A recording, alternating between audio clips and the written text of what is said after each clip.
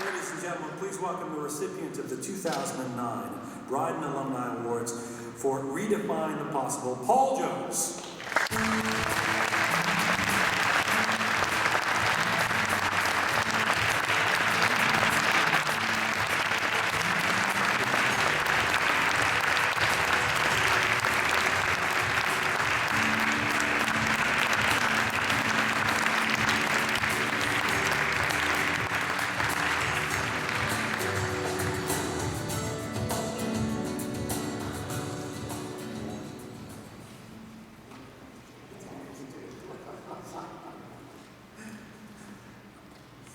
Wow.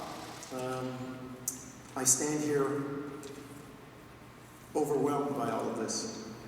I just said to Jen, do you remember our conversation about 4 or 5 years ago when I had left my post as principal of the New York Region School Board? I got this call and I was so excited I was going to be on with the man. And all he wanted to talk about was, are you going to go back to running a school, or are you going to stay broadcasting sports? And his dad from Iran, well, I'm the product of an immigrant family too. I was born in Jamaica. My dad was actually born in Nigeria. My mom was born in Jamaica.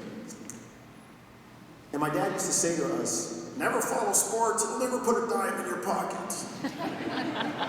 Get your education in sports, because, you know, when he sat in front of the TV, gone are the days, or not are the days like we have now, where in my house, we have 4 TVs, and if I'm watching something and they don't want to watch it, they just find another TV. I had to watch what he watched, and often Saturday night, Wednesday night, it meant the cronies were over and there was a hockey game on, or there was a football game on Sunday, so Mark and I sat in front of the TV and watched that.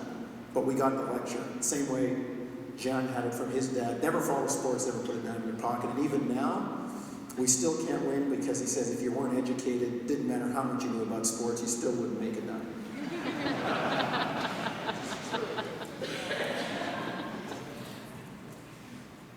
I want to read something from Mark. We were both supposed to be in New Orleans tonight. I'm here, and he's there, and he sent this along. And he said, although I regret I cannot be here to accept this award of distinction personally, it is a tremendous honor to receive the Bryden Award for redefining the possible alongside my brother and mentor, Paul Jones. We all stand on the shoulders of those around us to achieve our goals and earn respect in life. And I would not have been nominated for this award without the backing from my York basketball family, Coach Bob Bain, some of the teammates that are here. And it's interesting to watch people when tall guys walk into the room. I said to somebody, oh, some of my teammates are here. And they said, where? I said, just look over the horizon. They're the guys that are first team all airport. You know, you walk through the airport, and John Christensen and Tim Ryder are here that stand at, 6'10" and 6'8", and people say, are you guys basketball players? Like, no, we're jockeys. What do you think? But Mark says, through those experiences at York together, he learned to dedicate himself to sport and to education. Thanks, Dad.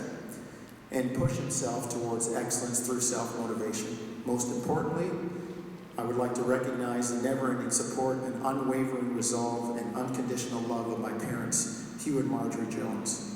During my days at York University, they became a fixture in the stands, symbolic of how they stood behind me, cheering me on throughout my whole life. This award is a great honor to our entire family, made strong by the loving consistency of Mom and Dad, Hugh and Marjorie.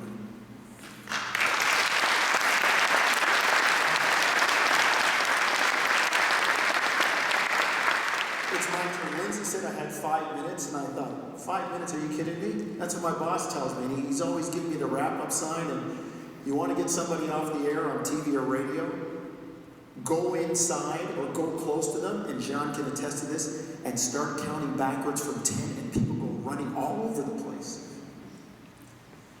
I want to thank a lot of people that are here to support me tonight.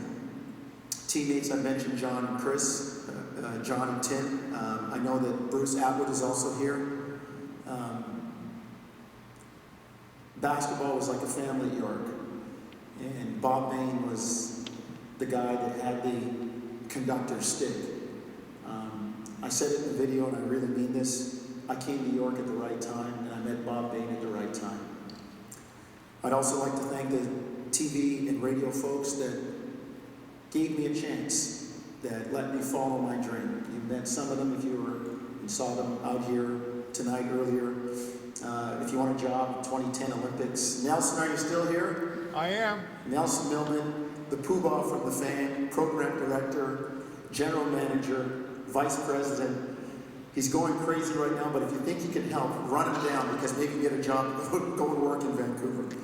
Nelson, thank you to you and John Shannon, who has an Emmy Award and a Gemini Award sitting on the mantelpiece when you called me in 2003 or 2003-4 season and tapped me on the shoulder and said, Jonesy, we think we have a job you might be interested in, and for consistently believing in me and supporting me. Nelson, thank you very much. To my uncle Herman and my aunt Marjorie, who are here in the front row. Again, the product of the immigrant system that came to Canada, like my parents, pushed me and said, you know what, you can do anything you want. Thank you very much. To my family in the front row, Justine, Michael, Andrew, and my dear wife, Lisa. I know there are some nights when Daddy's not there.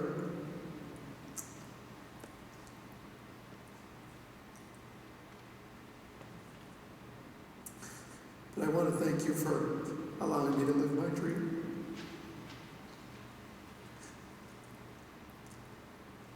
He said I wasn't going to do this. Another one of my teammates at York that has become a great friend, Eb Spence. Eb, thank you for all your guidance along the way. It's hard to put into words what all of this means. And I never understood why, but I've always felt that things happen for a reason. And one of those things was landing at York, and it just happened to be, as I said, the right place and the right time. There are a number of faculty members, we used to call it phys ed, now the faculty of kinesiology and health sciences at York, that have left a lasting impression on me. Neil Smith, Tom Duck, Roger Kelman, Nobby Rakowski, Frank Cosentino, Francis Flynn, Wally Douglas, Stu Robbins, and most notably Sue Wilson. I could go on with that list, but I only have 5 minutes. Bob, I know you're out there somewhere. Your influence on me at the right time helped me to persevere and change what I thought I could accomplish and help me redefine the possible. And at one point, Bob, I didn't know if you were going to be around to see all of this, because I remember that car accident that I thought was going to take you away from me, and it really, really had me look at things a little bit differently. Mom and Dad always told us to live with character. When I left the York Region School Board, they were instituting character education with 10 important character words: honesty, respect, responsibility, initiative, integrity, courage, empathy, fairness, optimism, and my favorite, because I heard it all the time from my mom and dad, you can do whatever you want, just hang in there. And that's perseverance. Jean, as I said, my dad often spoke to me in metaphors, and Latin was his thing. And those of you that are from another generation will remember that it was the language at that point. And my dad used to always say things to us in Latin. And at some point, Mark and I would look at him and just say, English, please, English. And when I went to York, I looked at the coat of arms. And I find it fitting now that the Latin translation now becomes redefine the possible. It's tentanda via, which means the way must be tried. But I also try to live by another Latin phrase that my dad likes to use. And this one I remember in Latin. And I also know the English translation. And it is non quo sed quo modus. And that means it's not what you do, but how you do it.